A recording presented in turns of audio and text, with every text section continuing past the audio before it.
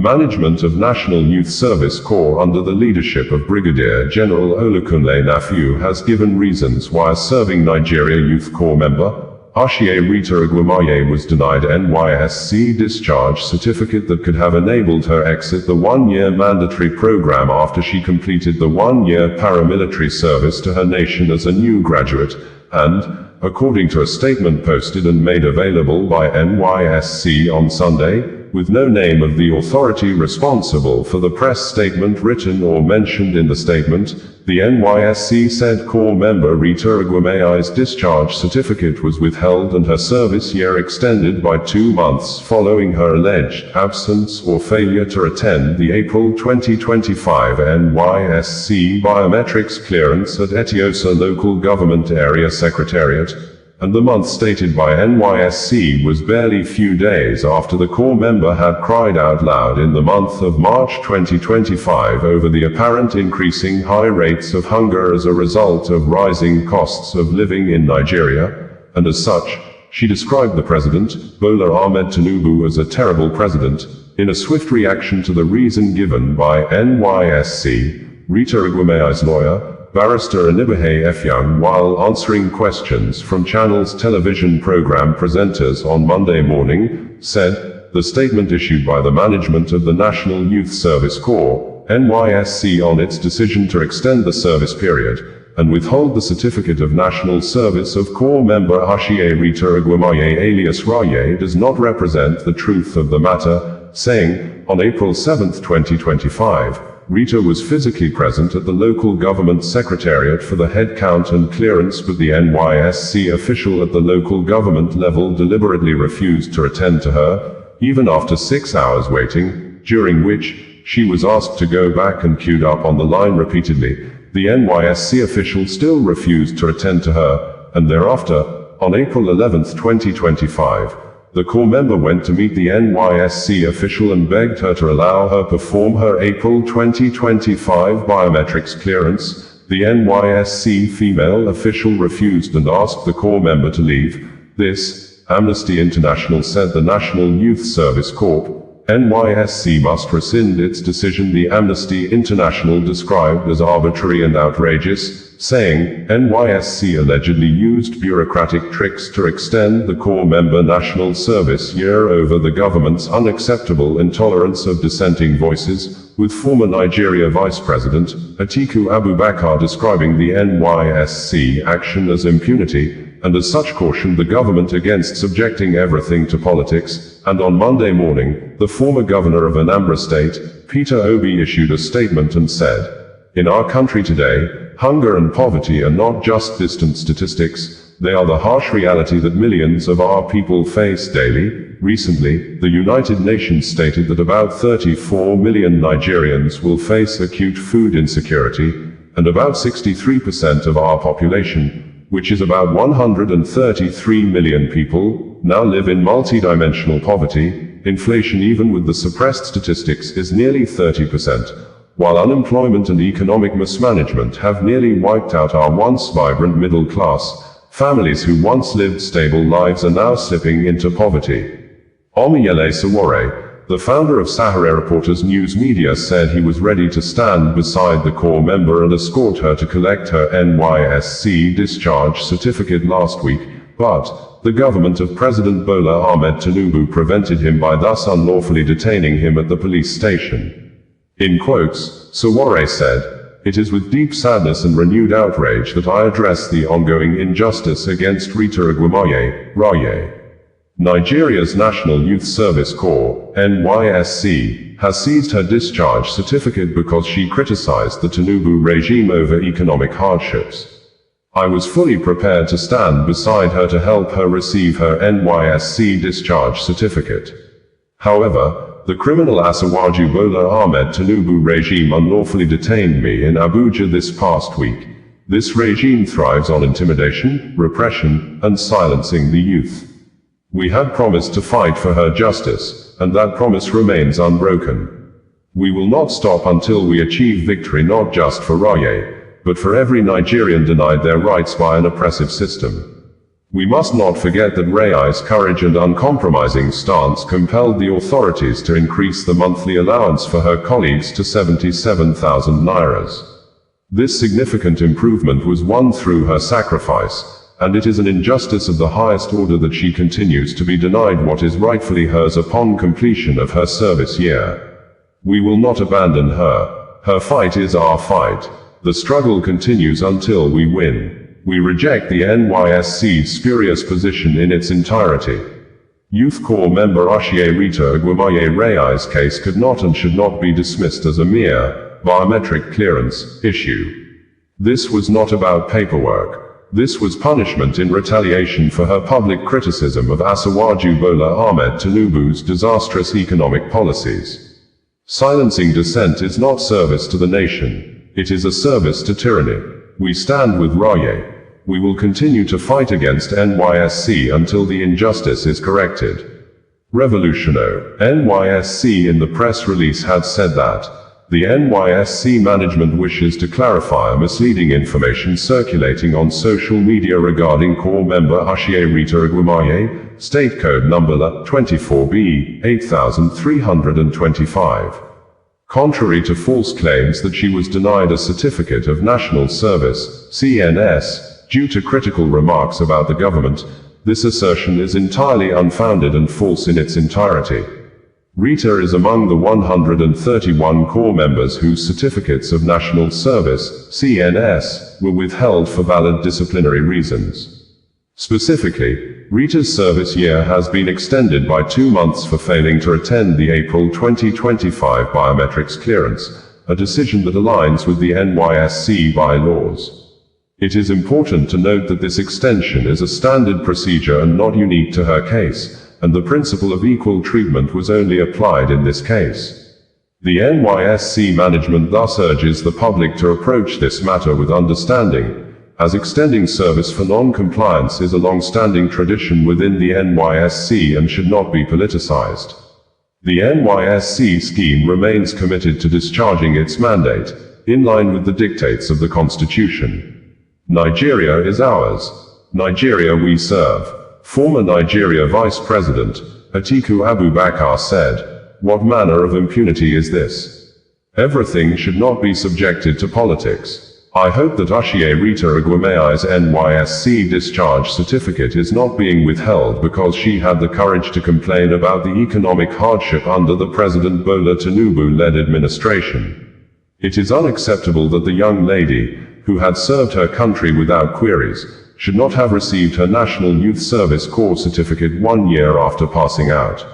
The appropriate authorities should take urgent steps to ensure that she gets her discharge certificate. Amnesty International in a press release said, the National Youth Service Corp, NYSC, must rescind its arbitrary and outrageous decision to deny Rita Uguamaye, widely known as Raye, her NYSC discharge certificate upon completion of a year of national service. Using bureaucratic tricks to extend her national service shows unacceptable intolerance of dissenting voices. The flagrant decision to withhold her certificate may not be unconnected with her comments on social media, on the widespread economic hardship as a result of President Bola Tinubu's economic policies. It is perfectly within her right to express discontent peacefully. Instead of punishing her by withholding her NYSC certificate for her opinions on rampant inflation, the authorities should prioritize addressing the country's escalating economic woes. The Nigerian authorities must stop responding with abuse of power and intimidation to individuals and groups who express dissenting opinions, in utter disregard for the Nigerian Constitution and international law. Holding and voicing dissenting views is not a crime. In March, Rita Uguamaye faced threat to life and violence for her viral TikTok video criticizing President Bola Tinubu's government over unprecedented economic hardship that plunged millions of people into abject poverty. Since May 2023, series of economic policies introduced by Nigerian government have been undermining the ability of people on low incomes to secure their right to adequate standard of living. Millions of people in Nigeria are increasingly unable to meet the costs of education, food and healthcare. No one should be punished for expressing dissenting opinions. Authorities have obligation to uphold and respect the right to freedom of expression, without discrimination. Former Governor of Anambra State, Peter Obi, in a detailed statement on Monday, said, "In our country today, hunger and poverty are not just distant statistics, they are the harsh reality that millions of our people face daily." Recently, the United Nations stated that about 34 million Nigerians will face acute food insecurity, and about 63% of our population, which is about 133 million people, now live in multidimensional poverty. Inflation, even with the suppressed statistics, is nearly 30%, while unemployment and economic mismanagement have nearly wiped out our once vibrant middle class. Families who once lived stable lives are now slipping into poverty. But this is not just ordinary, it is as a result of incompetent leadership without capacity and compassion, who are not interested in putting the Nigerian people first in their actions. Other nations have faced similar challenges and turned their fortunes around through disciplined leadership, sound economic policies, and a total commitment from the leaders to invest in human development and pulling their people out of poverty. A recent example is what is happening in Argentina. In Argentina, over 52% of its population lived in poverty by early 2024, according to the World Bank, with millions of Argentines unable to meet basic needs. Inflation was above 200%, and economic confidence had collapsed. Yet, within 2 years, through decisive action to cut waste in governance and prioritize economic stability, the newly inaugurated president was able to cut down the poverty rate to 38.1% from 52% in just 2 years, and extreme poverty fell to 8.2%, with inflation just around 2 to 3% monthly. As of 2025, the urban poverty had declined to 31.6%, lifting millions of people out of poverty. Investor confidence grew and the economy began to grow. The people now see real improvements in their daily lives.